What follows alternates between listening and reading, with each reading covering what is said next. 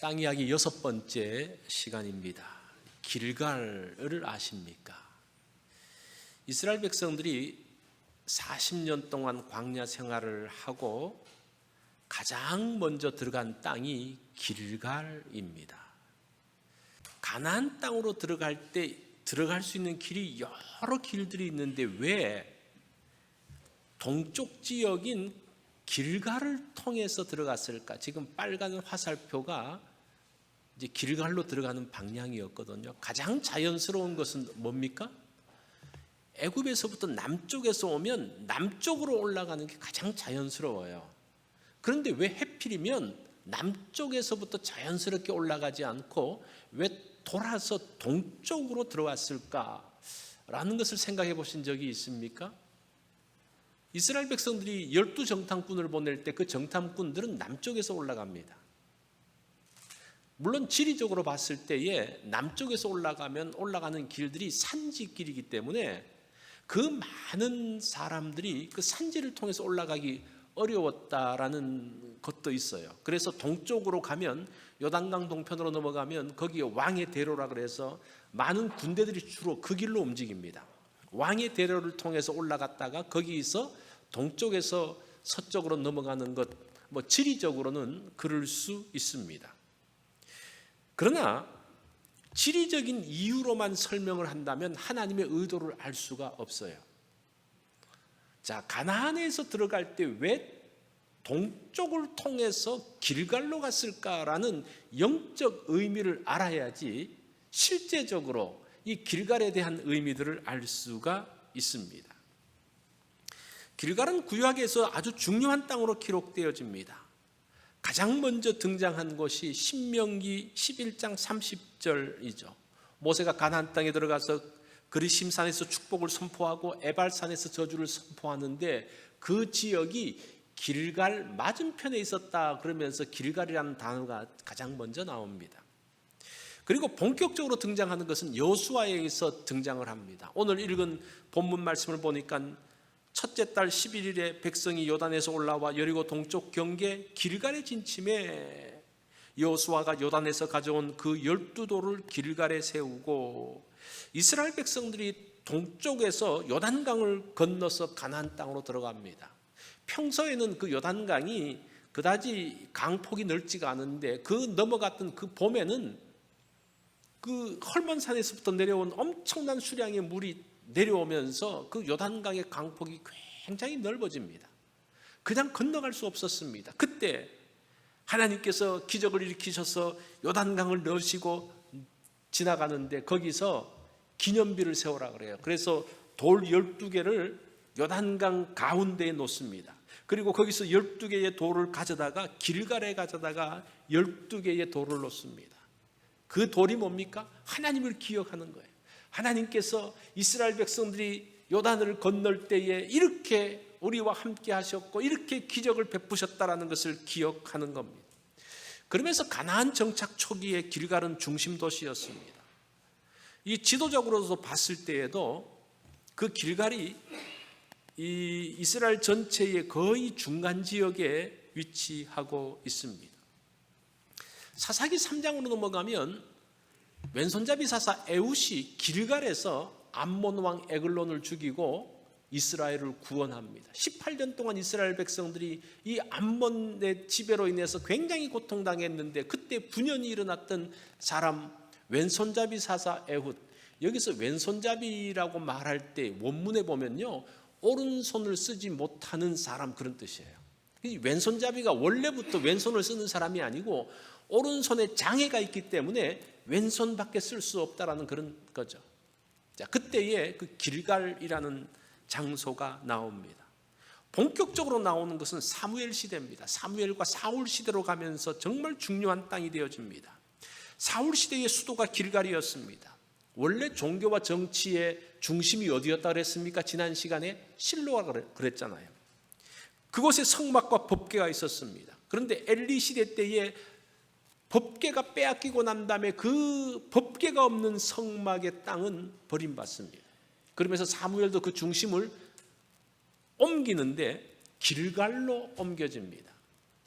사무엘상 7장 16절을 보면 이 사무엘이 해마다 베델과 길갈과 미스바로 순회하면서 모든 곳에서 이스라엘을 다스렸고 라마로 돌아왔으니 저기 보세요. 길갈과 베델, 미스바 이렇게 돌면서 라마는 사무엘의 고향입니다. 그 베델 위에 실로가 있는데 그 실로는 지금부터는 완전히 소외되어진, 더 이상은 별로 기록이 나오지 않는 그런 도시로 바뀌어진 것이 길갈이 본격적으로 등장하는 그런 시기였습니다. 사무엘이 청년 사울을 만나죠. 그러면서 그에게 기름을 붓습니다. 너 앞으로 왕이 될 거야. 그러면서 7일 후에 길갈에서 만나자고 그래요. 거기에서 번제를 드리고 하나님 앞에 나아가자. 자, 그런 거죠.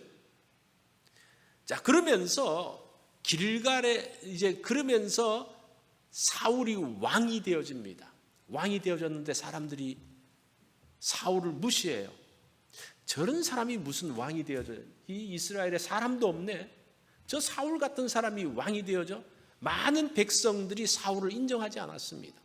그런 가운데 있었는데 한 번은 암몬은 요단강 동편에 있는 이 지역입니다. 요단강 동편 이 지역에서 넘어오면서 이쪽 동편 지역의 길르앗 야베스 사람들을 침공을 합니다. 침공을 하니까 이제 먼저 협상을 벌이잖아요. 당신들이 원하는 것이 뭡니까? 그러니까 이 암몬 왕 나하스가 뭐라고 말하는 거 아니? 너희 이 동네 사람들의 온 눈을 다 빼와라. 그러면 우리가 물러가겠다. 그렇게 이야기해요. 그 말은 무슨 말입니까? 협상은 없다라는 말이죠. 그러니까 너무나 기가 막혀가지고 길르앗 야베스 사람들이 사울에게 옵니다. 이 왕 같지도 않는, 그 당시 인정도 못 받는, 그래서 이거 어떻게 하면 좋습니까? 그때 하나님의 신이 사울에게 임하면서 백성들을 군대를 불러 모읍니다. 그래서 전쟁을 해서 승리하게 됩니다. 한번 그 전쟁에서 승리하고 나자 반대파들이 쑥 들어갔습니다. 야, 사울은 우리에게 진정한 왕입니다 라고 말하기 시작을 합니다. 자, 그러면서 이런 전쟁들을 통해서 인정을 받게 되어지죠. 그러면서 사무엘상 11장 14절로 15절에 보면 사무엘이 백성에게 이르되 오라 우리가 길갈로 가서 나라를 새롭게 하자. 모든 백성이 길갈로 가서 거기서 여호와 앞에서 사울을 왕으로 삼고, 이미 왕이었는데 왕 대접도 못 받던 사람이 그 한 번의 전쟁을 통해서 다시 세워지는데 어디로 모입니까? 길갈로 모이는 거예요. 그러면서 사울 시대의 중심은 길갈이었습니다. 그리고 난 다음에 이제 길갈에서 통치를 하기 시작합니다. 전쟁에 나갑니다. 블레셋과 전쟁을 합니다. 그 당시는 블레셋과 전쟁이 많았어요. 지금 이 블레셋 지역이 어딘고 하니 지금 이제 이번에도 이스라엘과 그 가자 지구, 그 하마스, 뭐 팔레스틴 그 사람들하고 전쟁했잖아요. 그쪽 지역이 블레셋이라고 보면 정확해요. 옛날도 싸웠고 지금도 싸우는. 자, 그때 이제 하는데 이 블레셋 사람들이 올라옵니다. 올라왔는데 먼저 이 사울이 이스라엘 백성들과 이제 이스라엘 군대를 데리고 전쟁에 나갈 때 먼저 하나님 앞에 제사를 드리고 나가야 되는데 사무엘이 오지를 않는 거예요. 얼마 동안 오지 않는 거예요. 일주일 동안 안 오는 거예요. 그래가지고 너무나 마음이 달아가지고 어떡합니까? 자기가 제사를 드리고 나가려고 그럴 때 사무엘이 딱 와요. 그러면서 사무엘이 책망하죠. 왜 하나님을 신뢰하지 못하느냐? 그런 일이 한 번 있습니다. 그러고 난 다음에 이스라엘과 아말렉 간의 전쟁이 있었습니다. 그때 하나님께서 뭐라고 말씀하시는 건 이번 전쟁은 사울이 승리할 것이다. 그런데 이번 전쟁에서 승리는 그 모든 전리품들은 없다. 다 없애라고 이야기해요. 그런 전쟁을 무슨 전쟁이라는 거 아니? 하나님의 전쟁이라 그러면서 이번 전쟁에서는 사람의 힘으로 한 것이 아니니까 하나님 앞에 모든 것을 다 바치는 의미에서 전리품이 없이 다 멸하는 어떤 그런 전쟁의 형태였습니다. 그런데 전쟁에서 승리하고 난 다음에 어떻게 합니까? 사울이 나쁜 거는 다 없애버리고 좋은 거는 다 갖고 오는 거예요. 그리고 그 아말렉의 왕도 없애라 그랬는데 아말렉의 왕을 포로로 잡아옵니다. 왜 그래요? 포로로 잡으면서 야, 내가 이런 왕을 포로로 잡아서 더 뭔가 전리품이 있으면 더 이렇게 올라가잖아요. 그럴 때에 사무엘이 말하죠. 하나님께서 당신을 버렸습니다. 그리고 난 다음에 더 이상 사무엘과 사울은 만나지 않습니다. 그걸로 이제 끝이에요. 그래서 그런 사무엘이 사울을 세웠던 장소가 길갈이고, 이제 하나님께서 버렸다라고 말했던 장소 역시 그 길갈이었습니다. 길갈에서 그러한 일들이 있었습니다. 다윗 왕 때는 잠깐 압살롬과의 전쟁에서 아들이 반역을 일으켜서 도망갔다가 다시 돌아올 때 길갈로 왔다는 그 기록이 한번 딱 나옵니다. 자, 그리고 이 길갈은 다시 엘리야 엘리사 시대 때 등장을 합니다. 열왕기하 2장 1절에 보면 엘리야가 엘리사와 더불어 길갈에서 나가더니, 길갈에서 나갔다는 말은 무슨 말인가 하니 엘리야가 길갈에 거했다는 그런 의미죠. 그러면서 나가서 이제 승천하게 되어지는 그 첫 장면이 이겁니다.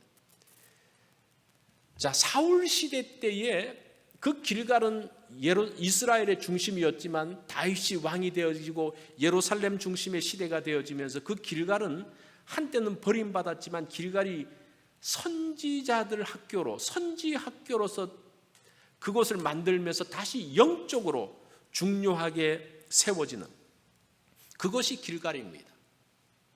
또 엘리야가 떠나고 난 다음에 엘리사가 그곳에 있죠. 열왕기하 4장 38절을 보면 엘리사가 다시 길갈에 이르니 그곳에 흉년이 들었는데 선지자의 제자들이 엘리사 앞에 앉은지라. 엘리사가 자기 사환에게 이르되 큰 솥을 걸고 선지자의 제자들을 위하여 국을 끓이라 하며, 이제 가뭄이 생겨가지고 먹을 것이 없는데 엘리사가 말해요. 가가지고 그냥 갖고 와서 국을 끓이자. 그러면서 큰 솥을 들고 끓이기 시작합니다. 그래서 어떤 제자가 가서 보니까 호박이 있는 거예요. 들호박이 있는 거예요. 그 호박을 가져다가 숭숭 썰어가지고 넣었는데 그 호박 속에 독이 있었던 거예요. 그것을 먹는데 문제가 생긴 거예요. 그때 엘리사가 그 솥에 가루를 뿌리면서 그 해독을 했던 그런 장소가 길갈로 나오게 됩니다. 자, 이 길갈은 사울과 함께 떴다가 사울과 함께 졌는데, 나중에 역시 그 지역은 선지자들의 중심으로서 계속적으로 명맥을 이어가고 있던 장소가 길갈입니다. 그런데 선지서로 가면 아주 부정적인 이야기가 나옵니다. 호세아 9장 15절에 보면 그들의 모든 악이 길갈에 있으므로 내가 거기에서 그들을 미워하였노라. 아모스서 4장 4절에 보면 너희는 베들에 가서 범죄하며 길갈에 가서 죄를 더하며, 우리가 좀 앞에서 봤던 내용들이죠. 이 길갈이 엘리야 시대 때에 그렇게 영적 중심이 되어졌는데, 아모스 시대, 호세아 시대에 갔을 때는 그 땅이 완전히 부정한 땅이 되어지고 죄악의 땅으로서 묘사하고 있습니다. 왜 그렇게 되었을까? 그런데 이상한 게 또 같은 선지자 시대인데도 미가는 다르게 평가를 해요. 우리 한번 읽어볼까요? 미가서 6장 5절 시작. 내 백성아, 너는 모압 왕 발락이 꾀한 것과 부올의 아들 발람이 그에게 대답한 것을 기억하며 시딤에서부터 길갈까지의 일을 기억하라. 그리하면 나 여호와가 공의롭게 행한 일을 알리라 하실 것이니라. 이 미가 선지자가 나오면, 미가 선지자는 이사야와 같은 시대에 활동했던 선지자거든요. 미가 선지자 그러면 그 히스기야 때 활동했던 선지자예요. 제가 조금 역사 이야기를 합니다. 히스기야 이름이 나오면요, 북이스라엘은 멸망해서 없어진 것을 이야기하는 거예요. 이제 그 정도 여러분들이 힌트를 가지고 미가서를 좀 볼 필요가 있습니다. 이 호세아와 아모스는 그 이전 사람이죠. 그 이후에 미가가 길갈에 대해서 좋게 평가를 하면서 시딤에서 길갈까지 있었던 일들을 기억하라, 하나님께서 공의롭게 행한 일들을 기억하라 라고 이야기를 합니다. 자, 여기서 이 길갈에 대해서 왜 선지자들의 평가가 이렇게 다를까? 이 길갈이 부침이 있었잖아요. 좋을 때가 있었고 그렇지 않을 때가 있었고, 또 끝나는 줄 알았는데 또 엘리야 시대 때 또 다시 올라왔고, 이 부침 사이에서 선지자들은 왜 이렇게 다른 평가를 내고 있을까라는 그런 의문을 가지고, 또 제가 첫 번째 드렸던 그 문제가 뭐였습니까? 왜 이스라엘 백성들이 가나안 땅에 들어갔을 때 흔히 평범하게 올라갈 수 있는 남쪽에서 올라가지 않고 그 동쪽에서부터 갔을까라는 그 두 가지 문제를 가지고 우리가 한번 길갈을 좀 보면 좋겠습니다. 이 길갈의 중요함은 언약의 갱신에 있습니다. 이게 길갈의 핵심이에요. 그래서 제가 오늘 제목을 그렇게 말했죠. 언약 갱신의 땅 길갈이라고 그랬죠. 이스라엘 백성들이 애굽에서 나옵니다. 출애굽한 이스라엘의 위기는 뭡니까? 이스라엘 백성들이 가는데 뒤에서 애굽의 군대들이 쫓아옵니다. 앞에는 홍해 바다가 딱 가로막고 있어요. 그때에 어떻게 합니까? 모세가 기도하면서 홍해가 열리죠. 그 홍해를 건너서 지나갑니다. 그리고 건너서 지나가고 난 다음에 그들이 시내산에 갑니다. 시내산에서 하나님의 율법의 말씀을 받고 거기에서 이제 하나님의 백성이라는 하나님의 언약 백성이 되어집니다. 여기서 언약이 만들어져요. 이스라엘과 하나님 사이에서 이제 너희들은 나의 백성이라는 것이 만들어집니다. 그리고 광야 40년을 보낸 이스라엘이 가나안 땅에 들어옵니다. 어떻게 합니까? 요단강을 건너요. 요단강이 그 범람했던 요단강이 홍해처럼 쫙 갈라집니다. 그리고 그것을 건너갑니다. 그 전에 제가 하나 빠뜨린 것이 있는데 시내산에서 언약을 받고 난 다음에 유월절을 지켜요. 첫 번째 유월절을 지킵니다. 그 패턴을 여러분 좀 기억을 하십시오. 자, 그러면서 광야 40년을 보내고 이스라엘 백성들이 가나안 땅으로 들어가죠. 요단강을 가르고 지나갑니다. 마치 홍해를 여셨던 것처럼 하나님께서 여십니다. 그리고 도착한 곳이 길갈입니다. 길갈에서 뭘 합니까? 할례를 받아요. 이스라엘 백성들이 40년 광야 기간 동안은 할례를 받지 못합니다. 그러면서 여기서 할례를 받으면서 드디어 언약 백성이 되어집니다. 그리고 그들이 했던 게 뭡니까? 가나안 땅에서 첫 번째 유월절을 지킵니다. 이게 지금 여러분들이 이것을 어떻게 느꼈는지 모르지만 이게 지금 하나님과 이스라엘 사이에서의 그 언약의 패턴이 지금 길갈에서 똑같이 일어나고 있는 것을 볼 수가 있습니다. 그러면서 여호수아 5장 9절에 보면 여호와께서 여호수아에게 이르시되 내가 오늘 애굽의 수치를 너희에게서 떠나가게 했다. 그러면서 그곳의 이름을 오늘까지 길갈이라 하였느니라. 애굽의 수치가 뭡니까? 종으로 살았던 수치를 이야기합니다. 그 광야 40년을 돌면서 정말 떠돌이로 살았던 그 모든 수치를 이야기합니다. 이제는 그 모든 수치가 다 끝나고 너희는 하나님의 백성으로서 하나님께서 지정해 주신 그 땅에서 살 자격이 있는 사람이야. 그 인정을 해준 거예요. 그런 면에서 이 길갈이라는 이름이, 그러면서 길갈이라는 이름을 만들어 주신 거예요. 아시겠습니까? 그 전부터 그 땅이 길갈이 아니고 지금 그 언약을 하고 난 다음에 그 언약을 기억할 수 있도록 그 장소의 이름을 바꿔버립니다. 마치 뭐처럼 베델이, 원래 베델이라는 이름이 아니었어요. 그전에는 루스라는 땅이었어요. 그런데 루스라는 땅을 베델이라는 새로운 땅으로 탄생시켜주는 거예요. 여기는 하나님의 집이다. 똑같이 길갈도 그전에 길갈은 무슨 이름이었는지 안 나와요. 안 나오는데 하나님께서 그 길갈에서 그런 언약을 맺고 난 다음에 이 땅에서 너희가 다 수치가 없어졌다. 다 굴러갔다. 그러면서 이 길갈이라는 이름이 굴러간다는 의미거든요. 떠났다라는 의미거든요. 이 땅은 길갈이다. 그러면서 하나님의 언약에 대한 것들을 해주시고 그리고 유월절 잔치를 하는 거예요. 언약의 패턴이 첫 번째 언약과 두 번째 언약이 똑같은 패턴으로 이루어집니다. 홍해, 시내산 언약, 유월절. 요단강, 길갈에서의 할례, 그 언약이죠. 그리고 유월절. 시내산 언약을 맺고 난 다음에 하나님의 백성이라는 칭호를 받게 되어지죠. 할례를 받는 게 뭡니까? 하나님의 백성이라는 것을 다시 확인해 주는 거죠. 그런 면에서 이 길갈이 언약을 갱신했던 마치 신의 산과 비견되어질 정도로 중요한 장소. 우리는 뭐 길갈에 대해서 어떻게 생각했는지 잘 모르지만 이스라엘 백성들은 그 길갈이 그런 면에서 굉장히 중요한 장소였다는 겁니다. 그런 면에서 길갈이 중요하다는 거예요. 이스라엘은 길갈을 영적으로 중요한 땅으로 생각을 했습니다. 그래서 이스라엘 백성들이 무엇인가를 할 때에 장소가 중요하잖아요. 지금도 마찬가지죠. 어떤 일들, 어떤 퍼포먼스를 만들 때 어디서 해야 될 것인가? 이 정치가들이 굉장히 신경을 써요. 그 지역이 어떤 역사적인 배경을 갖고 있느냐가 굉장히 중요합니다.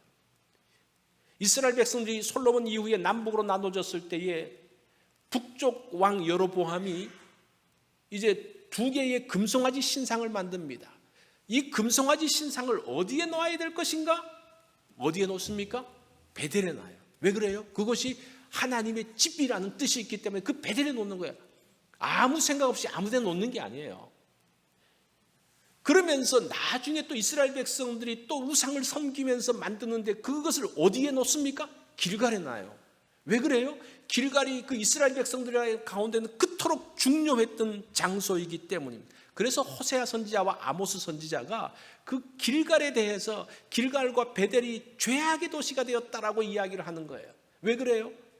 사람들이 그 땅을 중요하게 생각하면서 자기의 우상을 만들기 때문이라는 겁니다. 우리가 너무 많은 은혜가 있으면요, 그것을 우상시합니다. 그게 길갈의 문제고 베델의 문제입니다. 그것에 기념하는 무언가를 세웁니다. 그러면서 우상이 되어졌죠. 한때 크게 은혜 받았던 사람들이 그때를 잊지 못합니다.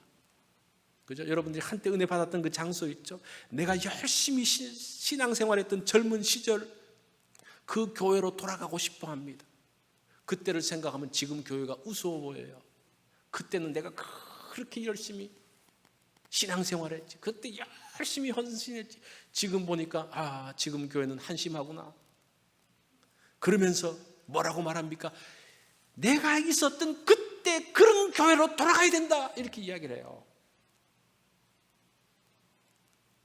그때 그 시절이 나에게 우상이 되어졌어요.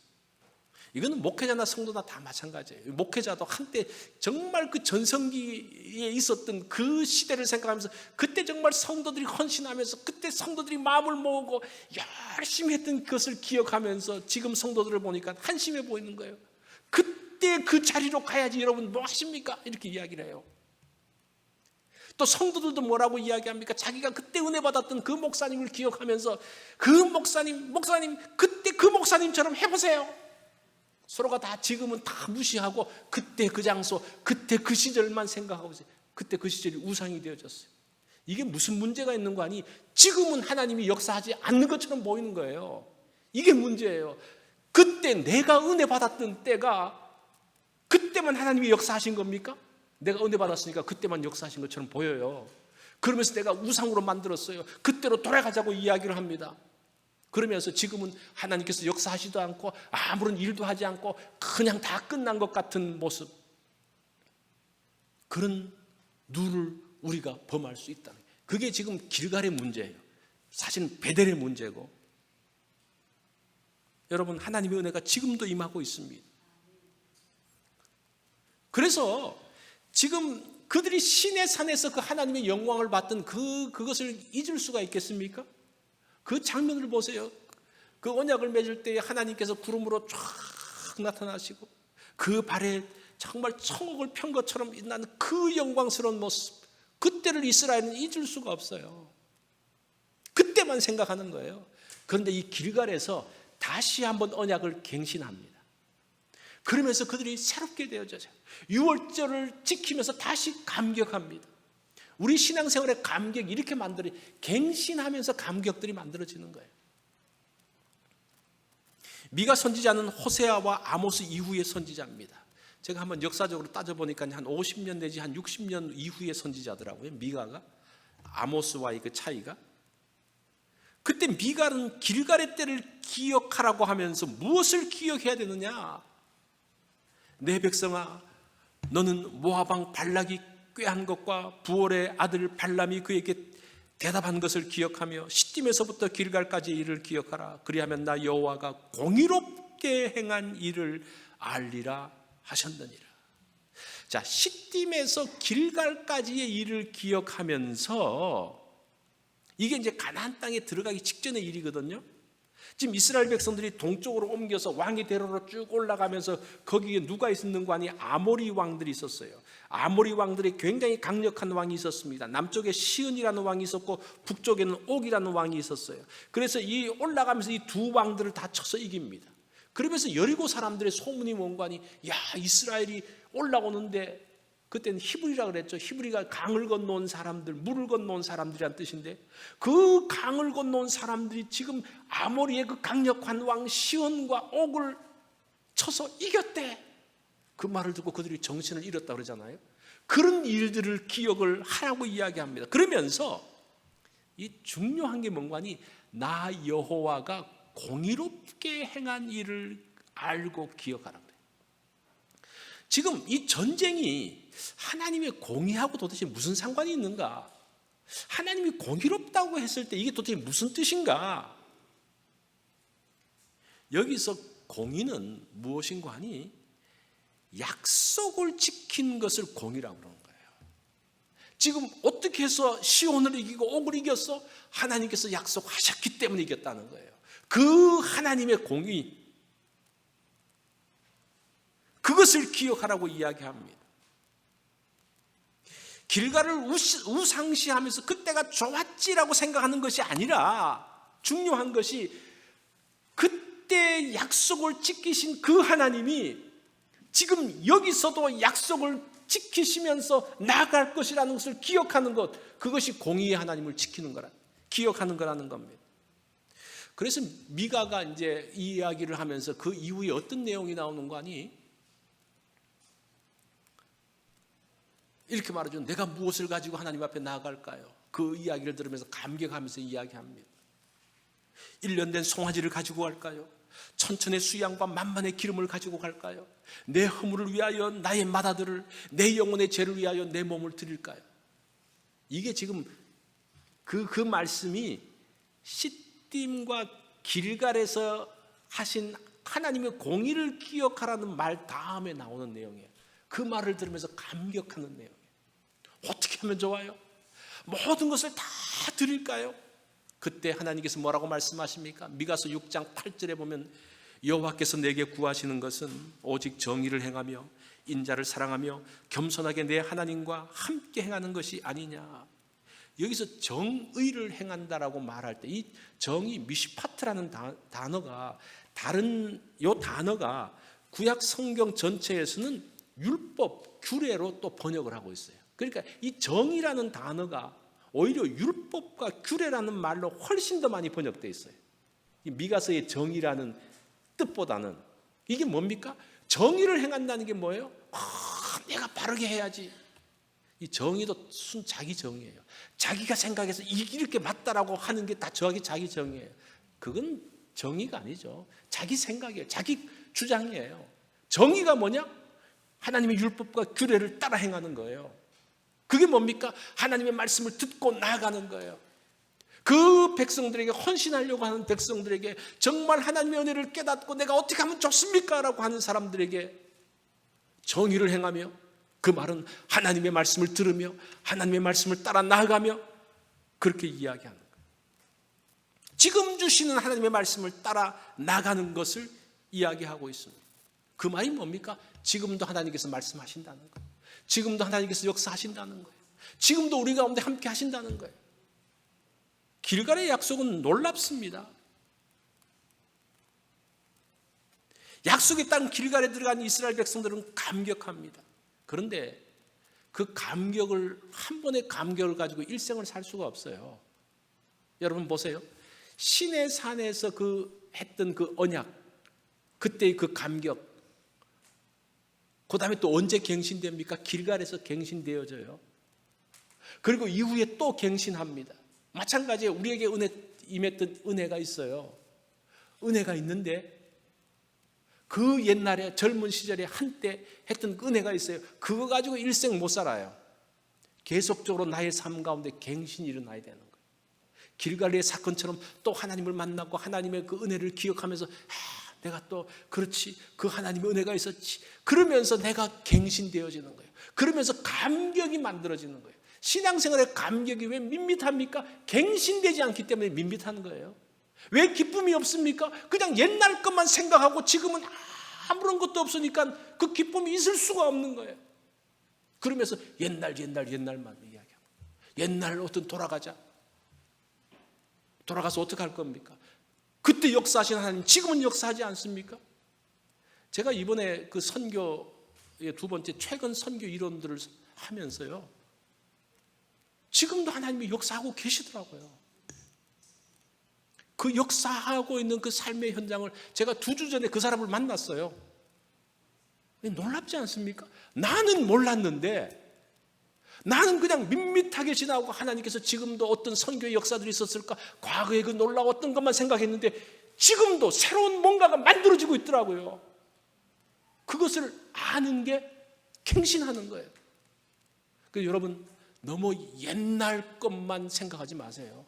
너무 옛날, 그걸 뭐 부인할 수 없죠. 내 첫 감격, 그걸 부인할 수 없어요. 그것도 간직하되 그때만 생각해서는 안 된다는 거예요. 그러면 이제 그 신앙생활 다 죽어요. 그게 우상이 되어져요. 그걸 생각하면서 남을 비판해요. 지금 뭔가 안 되는 것을 다 원망해요. 그게 아니에요. 날마다 갱신을 만들어야 되는 거예요. 그게 뭡니까? 길갈이라는 거예요. 우리가 이 길갈의 사건들을 보면서 처음 감격을 유지할 수 있는 비결이 이 길갈 땅에서 있습니다. 길갈 땅에서 하나님께서 언약을 갱신시켜 주십니다. 우리의 삶의 현장에서 마찬가지입니다. 다시 한번 우리가 정말 밋밋하게 아무것도 없이 살고 있습니까? 아니요. 지금도 하나님께서 역사하십니다. 지금도 우리 가운데 말씀하십니다. 우리를 새롭게 하십니다. 그것을 받아들여야 돼요. 그러면서 그 말씀을 통해서 내가 새롭게 되어져야 돼요. 그 말씀을 따라갈 때에 그 가운데 하나님의 역사를 만날 수가 있는 거예요. 그러면서 나의 삶이 갱신되어지고, 그러면서 감격이 회복되어지고, 그러면서 유월절의 그 기쁨, 그 풍성함 가운데 들어간다는 거예요. 그것이 길갈을 통해서 우리에게 주시는 말씀입니다. 기도하겠습니다.